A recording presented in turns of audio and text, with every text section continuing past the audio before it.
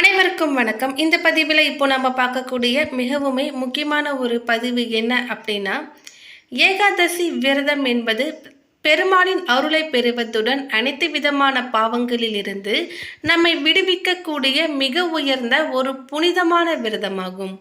மற்ற விரதங்களைப் போல இல்லாமல் மிக கடுமையான விரத விதிகளை மேற்கொண்டதுதான் இந்த ஏகாதசி விரதம்.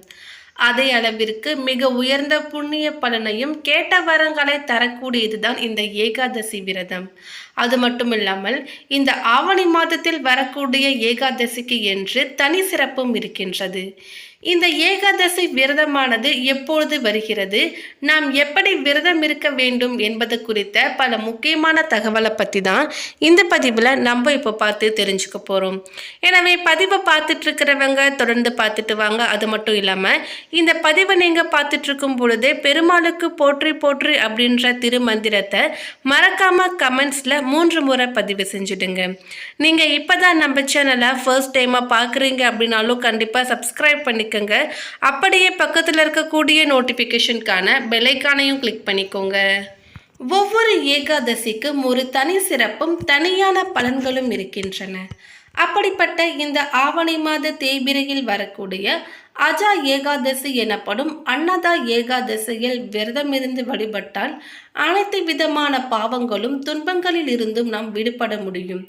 இது இந்த பிறவியில் மட்டுமல்ல, முந்தைய பிறவியில் நாம் செய்த பாவங்களையும் நீக்கி இழந்த அனைத்தையும் தரக்கூடிய ஒரு மிக முக்கியமான விரதமாகும். ஒவ்வொருவரும் ஏதாவது ஒரு வகையில் துன்பப்பட்டு கொண்டிருக்கின்றோம். இதற்கு காரணம் நாம் செய்த பாவங்களே. இந்த பிறவியில் நாம் செய்த பாவங்களை ஓரளவுக்கு கணக்கிட முடியும். ஆனால் முற்பிறவியில் என்னென்ன பாவம் செய்தோம் என்பதை எவ்வளவு என யாராலும் கணக்கிட முடியாது. தவறாமல் அவை நமக்கு துன்பங்களை தான் தந்து கொண்டு இருக்கும். அப்படி போன பிறவி பாவங்களையும் சேர்த்து அழித்து நமக்கு உயர்வை அளிக்கக்கூடியதுதான் இந்த ஆவணி மாதத்தில் வரக்கூடிய அஜா ஏகாதசி. இதனை அன்னதா ஏகாதசி என்றும் குறிப்பிடுவார்கள். இந்த நாளில் எவர் ஒருவர் உபவாசம் இருந்தே பெருமாளை வழிபடுகிறாரோ அவரவரது பாவங்களிலும் கர்ம வினைகளிலிருந்து விடுபடுவார்கள் என்று பிரம்ம வைவர்த்த புராணமும் சொல்கிறது. அஜா ஏகாதசி என்பது வருத்தத்தை நீக்கக்கூடிய ஏகாதசி, முற்பிறவி பாவங்களை போக்கும் ஏகாதசி என்று பொருள்படும். இந்த அஜா ஏகாதசி விரதத்தின் மகிமை பற்றி மகாபாரதத்தில் தர்மருக்கு ஸ்ரீ கிருஷ்ண பரமாத்மா விளக்கியுள்ளார். இத்தகைய சிறப்பு வாய்ந்த இந்த அஜா ஏகாதசி இந்த ஆண்டு ஆகஸ்ட் 29 வியாழக்கிழமை என்று வருகிறது. அன்றைய தினம் காலை 5 மணிக்கு துவங்கி ஆகஸ்ட் 30 காலை 4:38 மணி வரையும் ஏகாதசி திதி இருக்கின்றது. அதற்கு பிறகு திரியோதசி திதியும் துவங்குகிறது. ஆவணி மாத தேய்பிரையில் வரக்கூடிய இந்த ஏகாதசி என்று மகாவிஷ்ணுவுடன் மகாலட்சுமியையும் சேர்த்து வழிபட்டால் செல்வ வளம், மகிழ்ச்சி, நிம்மதி போன்ற அனைத்து நலன்களும் கிடைக்கும். ஆகஸ்ட் 29 சிவ வழிபாட்டிற்கு உரிய திருவாதிரை நட்சத்திரமும் இணைந்து வருவதால் இந்த நாளில் விரதம் இருந்தால் பெருமாளின் அருளுடன் சிவனின் அருளும் நமக்கு கிடைக்கும்.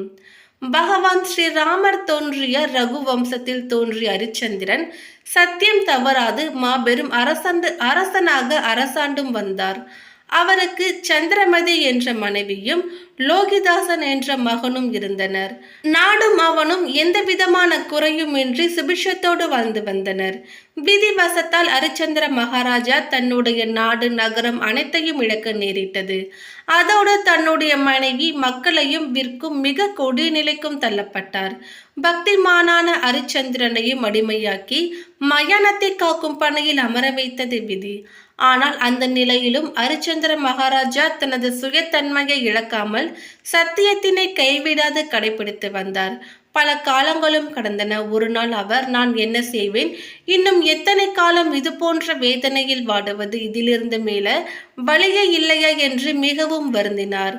அப்பொழுது அதிர்ஷ்டத்தின் வசமாக அந்த வழியாக சென்ற கௌதம முனிவரை கண்டு தனது நிலைமையை எடுத்து கூற இதிலிருந்து மீள வழி கூறுமாறும் வேண்டினார். அரிச்சந்திரனின் சோக கதையை கேட்டு இரக்கம் கொண்ட கௌதம முனிவர் அவருக்கு இந்த ஏகாதசி விரதத்தின் மகிமையை எடுத்தும் கூறினார். அரிச்சந்திரா, உனது நல்ல காலம் இன்னும் 7 நாட்களில் பாவங்கள் அனைத்தையும் நீக்கி மிகவும் நற்பலன்களை அளிக்க வல்ல இந்த அஜா ஏகாதசி எனப்படும் அன்னதா ஏகாதசி வரவிருக்கிறது. இந்த நாள் மிகவும் மங்களமானது. இந்த நாளில் நீ இருக்கும் இந்த நிலையில் உன்னால் மற்ற அனுஷ்டானங்களை கடைபிடிக்க முடியாவிட்டாலும் உபவாசத்தை மட்டுமாவது அன்று இரவு ஏற்று இரவு கண் விழித்து இறைவன் ஸ்ரீ ஹரியின் திருநாமத்தை உச்சரித்து கொண்டு இரு. இத்தனை காரணமாக உனது முற்பிறவி பாவங்களில் இருந்து விடுதலை பெற்ற நன்னிலையை அடைவார் என இந்த அன்னதா ஏகாதசி பற்றியும் அதனுடைய விரத பலன்களையும் பற்றி எடுத்து கூறினார். ஹரிச்சந்திரன் கௌதம முனிவரின் வழிகாட்டுதலின்படி அஜா ஏகாதசி நாளில் உபவாசம் இருந்து அவனது பாவங்கள் அனைத்தும் நீங்கி மீண்டும் நாடு நகரத்தினை பெற்று நன்னிலையை அடைந்தான்.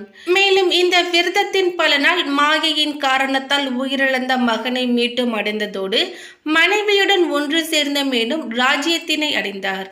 இந்த நாளில் மேற்கொள்ளும் விரதம் நம் முற்பிறவிகளில் செய்த பாவங்களில் விளைவால் இந்த பிறவியில் நாம் அனுபவிக்கக்கூடிய துன்பங்களையும் உடனடியாக நீக்கக்கூடியது. இதனால் அவர்கள் அனைவரும் இறுதியில் பக்தி லோகத்தை அடைவார்கள்.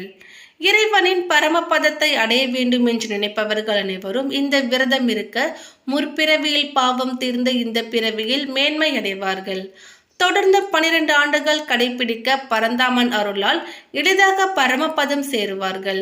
அது மட்டுமல்லாமல் எவரொருவர் இந்த நாளில் இந்த விரதத்தின் மகிமையை விவரிக்கும் இந்த கதையினை கேட்கிறார்களோ அல்லது படிக்கிறார்களோ அல்லது சொல்கிறாரோ அவரவர் அஸ்வமேத யாகம் செய்த பலனையும் அடைவார்கள் என்று பிரம்ம வைவர்த்த புராணமும் விவரிக்கின்றது. விரதங்களில் சில விரதங்கள் கடுமையான விதிமுறைகளை கொண்டவை. அவற்றில் ஒன்றுதான் ஏகாதசி விரதம். பொதுவாகவே விரதங்கள் சூரிய உதயத்தின் பொழுது துவங்கி மாலையில் நிறைவு செய்வார்கள். ஆனால் ஏகாதசி விரதத்தை ஏகாதசி திதி துவங்கும் பொழுது விரதத்தை துவங்கி துவாதசி திதியில் பாரணை செய்யும் நேரத்தின் போது நிறைவு செய்ய வேண்டும். அன்றைய தினம் கண்டிப்பாக அதிகாலையில் எழுந்து குளிக்க வேண்டும். ஏகாதசி என்று இலைகளை பறிக்க கூடாது. குறிப்பாக இந்த நாளில் துளசி இலைகளை செடிகளில் இருந்து பறிக்க கூடாது.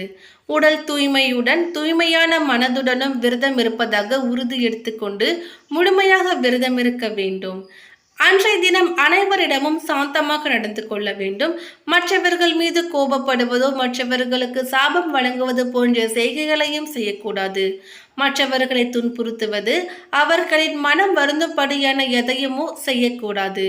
வயதில் மூத்தவர்கள் இளையவர்கள் என எவரையும் மரியாதை குறைவாக நடத்தக்கூடாது. ஏகாதசி என்று முடி வெட்டுவது, நகங்களை வெட்டுவது, தாடி அல்லது மீசையை திருத்துவது போன்ற செய்கைகளையும் செய்யக்கூடாது. இந்த நாளில் உபவாசமாக விரதம் இருப்பது சிறப்பானது. முடியாதவர்கள் எதை சாப்பிடுவதாக இருந்தாலும் முதலில் அதை பெருமாளுக்கு படைத்துவிட்டு அதற்கு பிறகு பிரசாதமாக மட்டுமே அந்த உணவை சாப்பிட வேண்டும். மேலும் ஏகாதசி திதியில் காலை பிரம்ம முகூர்த்த நேரத்திலேயே எழுந்து குளித்து முடித்து பூஜை அறையில் முதலில் ஒரு தீபமேற்றி வைக்க வேண்டும்.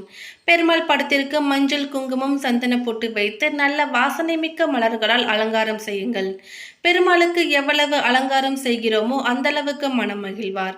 பெருமாள் படம் இல்லையெனில் மகாலட்சுமி தாயார் படத்திற்கும் செய்யலாம். அதற்கு பிறகு பெருமாளுக்காக நெய்வேத்தியமாக ஏதாவது ஒரு இனிப்பை செய்து வையுங்கள். பால் பாயசம் போன்றவை செய்தால் மிகவும் சிறப்பு. இப்பொழுது பெருமாள் படத்திற்கு முன்பாக நெய் தீபம் ஏற்றி வைக்க வேண்டும். இந்த மாலை அலங்காரத்துடன் பெருமாள் படத்திற்கு துளசி மாலை கட்டி போடுவது மிகவும் விசேஷம். பெருமாளுக்கு முன்பாக ஒரு சிறிய தட்டு வைத்து அதில் ஏலக்காயும் பச்சை கற்பூரத்தையும் வைத்து விடுங்கள். அதே போலவே கொஞ்சம் துளசி இலைகளையும் ஒரு தட்டில் வைக்க வேண்டும். இப்போது பெருமாள் படத்திற்கு முன்பாக அமர்ந்து அவரை மனதார நினைத்து உங்களுடைய பண தொடர்பான பிரச்சனைகள் தீர வேண்டும் என்று வேண்டிக் கொள்ளுங்கள். உங்கள் வாழ்க்கையில் செல்வ வளம் பெருகி மேலும் மேலும் முன்னேற வேண்டும் என்று மனதார நினைத்து கொண்டு பெருமாளை வழிபட வேண்டும். அப்போது அவருடைய நாமங்கள், பாசுரம் என எது உங்களுக்கு தெரிகிறதோ அதனை சொல்லுங்கள். ஒருவேளை எதுவும் தெரியாத பட்சத்தில் ஓம் நமோ நாராயணா என்ற இந்த மந்திரத்தை 108 முறை சொல்லி துளசியால் பெருமாளுக்கு அர்ச்சனை செய்ய வேண்டும். இந்த பூஜையை காலை நேரத்தில் செய்த பிறகு மாலையில் அருகில் இருக்கக்கூடிய பெருமாள் ஆலயத்திற்கு சென்று அவரை வழிபட்டு வாருங்கள். மேலும் மறுநாள் காலையில் அன்றைய தினம் பெருமாளுக்கு அர்ச்சனை செய்த துளசி, பெருமாளுக்கு முன்பு வைத்த ஏலக்காய், பச்சை கற்பூரம் அனைத்தையும் ஒரு மூட்டையாக கட்டி பீரோவில் வைத்து விடுங்கள். இது அடுத்து ஏகாதசி திதி வரைக்கும் அப்படியே இருக்கட்டும். அடுத்த மாதமும் இதே போலவே இந்த வழிபாட்டை செய்யலாம். இதே போலவே மாதந்தோறும் வருகின்ற ஏகாதசி திதியில் இவ்வாறு வழிபட்டு வாருங்கள். மேலும் இந்த தகவல் உங்களுக்கு பிடித்திருந்தால் லைக் பண்ணுங்க, ஷேர் பண்ணுங்க. தேங்க்யூ.